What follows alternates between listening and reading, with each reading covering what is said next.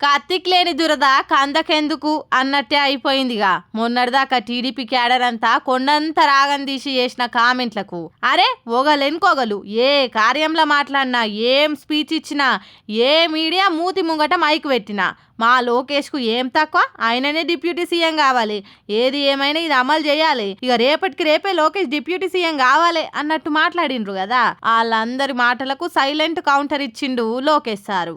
Davos పర్యటనల బిజీగా ఉన్న నారా లోకేష్ ను ఓ జాతీయ మీడియా ఛానల్ ఇంటర్వ్యూ చేసింది. అయితే అందులో యాంకర్ ఉండి లోకేష్ డిప్యూటీ సీఎం అనే వార్తలు లోకల్ మీడియాలో తెగ హల్చల్ చేస్తున్నాయి కదా, మళ్ళీ మీరు దానికి ఏమంటారు అంటే, నేను రాజకీయంగా మంచి పొజిషన్లు ఉన్నా, ఎలక్షన్లలో పబ్లిక్ నన్ను గట్టి మెజారిటీతోని గెలిపించిర్రు, నాకు చేతి నిండా పనుంది, నాకు అప్పచెప్పిన శాఖల మీదనే పూర్తి స్థాయిలో పనిచేస్తున్నా, మా నాయన సీఎం చంద్రబాబు పెట్టిన టార్గెట్ మీదనే ఫోకస్ పెట్టినా, గత 5 ఏళ్లలో విద్యా వ్యవస్థ దారుణంగా తయారైంది, ముందు అది సెట్ చేయాలి, నాకైతే డిప్యూటీ సీఎం అనే ఆలోచన లేదు అని సూటిగా అందరు నోర్లు మూసేటట్టు చెప్పిండు సమాధానం. అంతేకాదు అటు పార్టీ అధిష్టానం కూడా ఈ వార్త మీద కన్నెర్ర చేసింది. ఇంకో పారి ఈ అంశం మీద ఎవ్వరు నోరెత్తినా మంచిగుండదని వార్నింగ్లు ఇచ్చింది. అటు జనసేన కూడా వాళ్ళ పార్టీ నేతలు కార్యకర్తలు ఎవ్వరు కూడా ఈ ముచ్చట మీద బయట మాట్లాడొద్దు, సోషల్ మీడియాలో అయితే అసలే స్పందించొద్దు, అట్లా కాదని మాటినకుంటా ఎవరైనా పార్టీ లైన్ దాటినా వాళ్లకు కఠిన చర్యలు తప్పాయి అనుకుంటా గట్టిగానే వార్నింగ్లు ఇచ్చింది.